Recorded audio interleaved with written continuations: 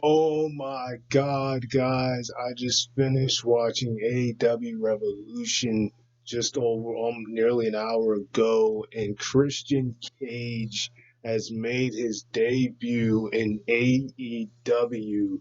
Has just signed with AEW. Oh my God! There have been so many rumors of who this mystery person that Paul White was talking about. This mystery person that he said was coming to AEW, and then he gave another hit tonight saying that he outworks everybody, and then out comes Christian Cage. Christian Cage, who we had just seen in the Royal Rumble for WWE, Christian Cage has signed with AEW. My God, I saw some rumors about it, but I really didn't know if it was actually going to be true. Like, so many guys, Batista, Punk, RVD. I heard so many people that everyone thought was going to be the one to show up tonight, and it ended up being Christian Cage. My God, wow, Christian Cage signed with AEW, yet another huge signing with AEW after Paul White had recently just had, after they had already announced that Paul White had signed with AEW. Now you got Christian Cage and a really solid night on AEW. I mean, where can I even start? I mean, you literally had the main event, the barbed wire explosion match, where they just Moxley and Kenny beat the heck out of each other, and Kenny ultimately retained, but then him and the Good Brothers attacked Moxley and chained him up, locked his arms up, and he couldn't do anything. And next thing you know, the explosion goes off. They leave him in the ring. Eddie Kingston comes out to try to save Moxley, try to unlock the chains, unlock the locks in his hand, and then Eddie Kingston just you just see Eddie lying on him. The explosion goes off, and then they're both just lying there. A really crazy way to end the show. I mean, my goodness. Um, Man, I mean, we saw two surprises tonight. Christian Cage, perhaps the biggest surprise of them all. Another guy that has a big signee for AEW, and you also seen the casino, the casino ladder match that Ethan Page made his debut with AEW after just leaving Impact Wrestling back at Hard to Kill when he went against himself. The Karate Man faced his alter ego of himself, and he didn't really like the way the match went on his way out.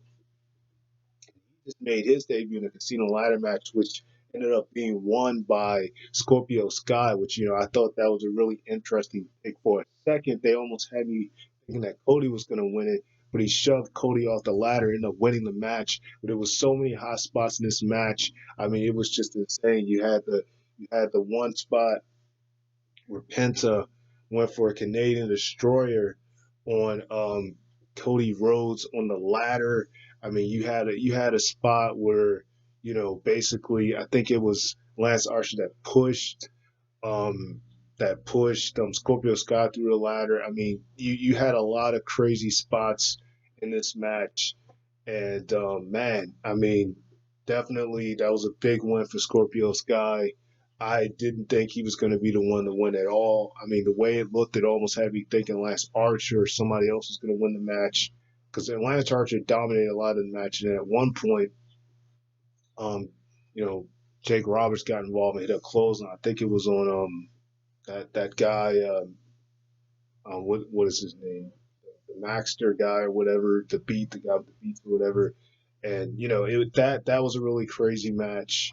Like I said, definitely a lot of crazy um, a lot of crazy spots there in that match. I mean, you had the show actually kick off with the Inner Circle going against the Young Bucks, and the Young Bucks managed to retain the AEW Tag Team belts even after the Inner Circle tried to use, Chris tried to use a bat. They tried to use every tactic they could.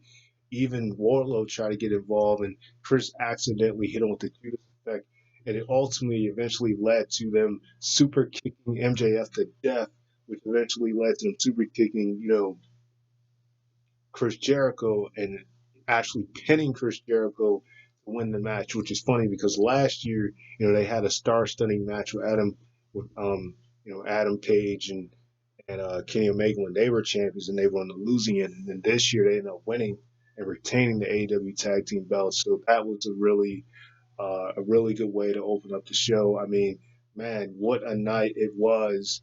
And to top it off, you just get a huge signing of, like I said, of Christian Cage coming to AEW. Um, Man, it's going to be interesting to see if he's going to be wrestling part time, full time. I mean, I'm sure he's going to be wrestling. It'll be interesting to see, the length of how he's going to be wrestling. Uh, any other roles that he may have. I mean, my goodness. And it doesn't shock me he's going by Christian Case since he used that name in Impact Wrestling, and it was amazing, because I really didn't know who I was going to expect to see come out. And the crazy thing is, they just had him. I could tell that they were running out of time because they just had him come out, sign the contract, and then pull out his shirt that said works, outworks everybody, and then just walk out and leave. So you could obviously tell that it was a timing thing there, I guess, where they weren't going to really have him say anything, just have him come out, sign a contract, and then leave. So that was a pretty interesting thing there. You had a star-studding, um, you had an amazing tag team battle royal, which we saw some tension with the Nightmare Family when QC Marshall actually eliminated the the Guns, Billy Gunn's son. He ended up getting them eliminated. Actually eliminated them, and Dustin wasn't happy about it, so then he eliminated himself. And you had a lot of you had Jack Evans, who ultimately got 10 eliminated in the match. As he's been working with Matt Hardy, he ended up getting 10 eliminated from Dark Order. It was a lot of um, crazy things here. And ultimately, Jungle Boy ended up outlasting throughout this match. And it eventually came down to Jungle Boy um, by himself because, um, when him and Luchasaurus came out, they, were just eliminating a lot of people. Avalon, I think Avalon is one of the people they eliminated. They just eliminated a lot of people. And then I really thought that they were going to be the team. They were one of my teams I thought that was going to win this. And for a long period of time, it almost seemed like they were. But then when it came down to, Jungle Boy and when it was just him by himself and it was just the Death Triangle, Pac and Ray Phoenix, you just kind of knew at that point that while he could still have won, that it was less of a chance. And he ended up eliminating Pac, and then it came down to him and Ray Phoenix. And they had some really good chemistry back and forth. I mean, Ray Phoenix is amazing, and these two guys, having a one-on-one match, I'd be really interested to see. They just, it was just amazing. Um, some of the counters and that you just seen in this match, and ultimately Ray Phoenix ended up getting Jungle Boy eliminated, and Death Triangle are now getting a title shot at the Young Bucks for the AEW Tag Team belts. So that was a pretty interesting choice there. Another um, another really amazing match. Like I said, the Casino Battle Royal had a lot of spots to even really go through all of them now. But it was really interesting to see progress with that.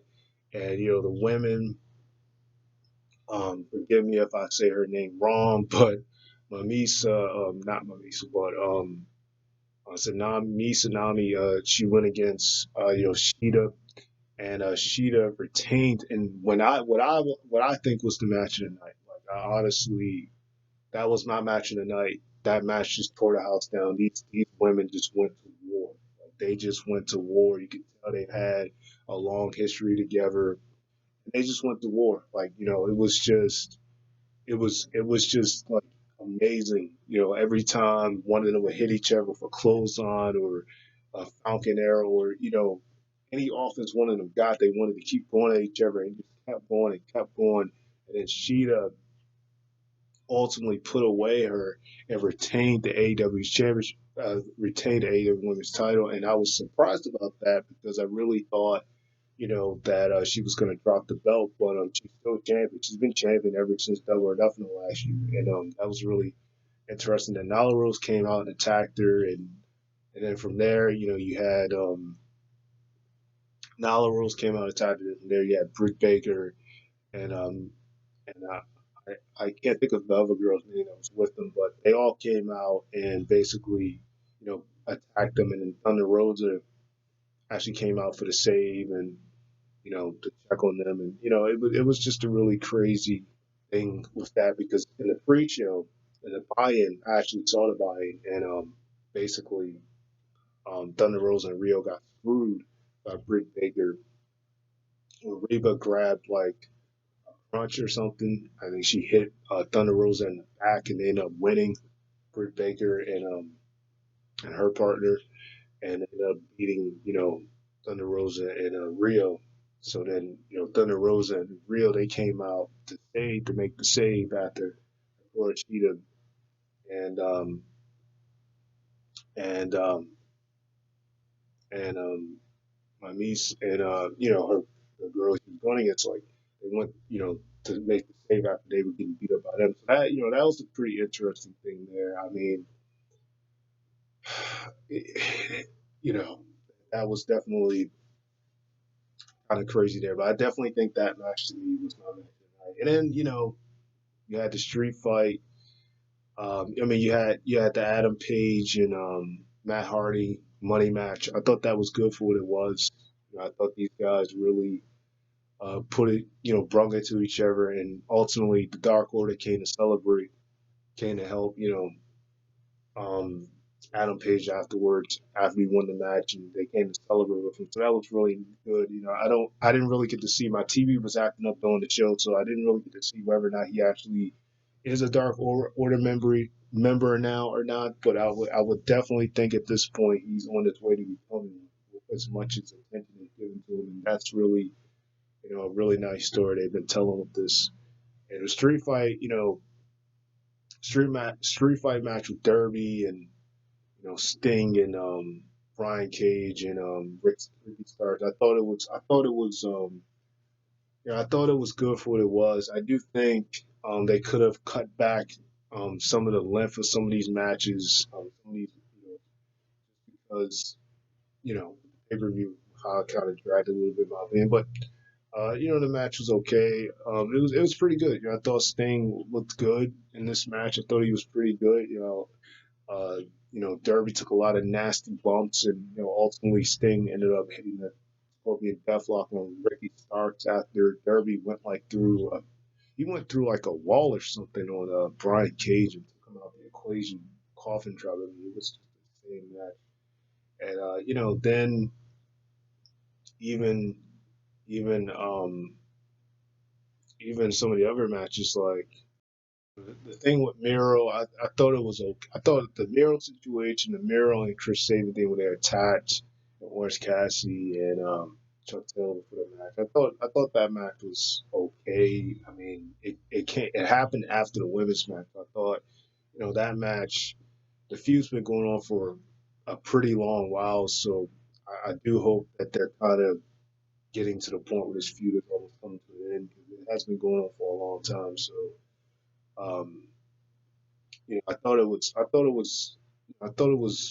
good. I thought it was okay for what it was, but definitely this feud, almost like the Derby thing too. This one especially has been dragging for quite a while. But overall, I thought the pay per view was pretty solid. And yeah, I mean, Christian Cage thing was definitely something to bring out. So that's pretty much it for me. So I'll pray that like, comment, subscribe.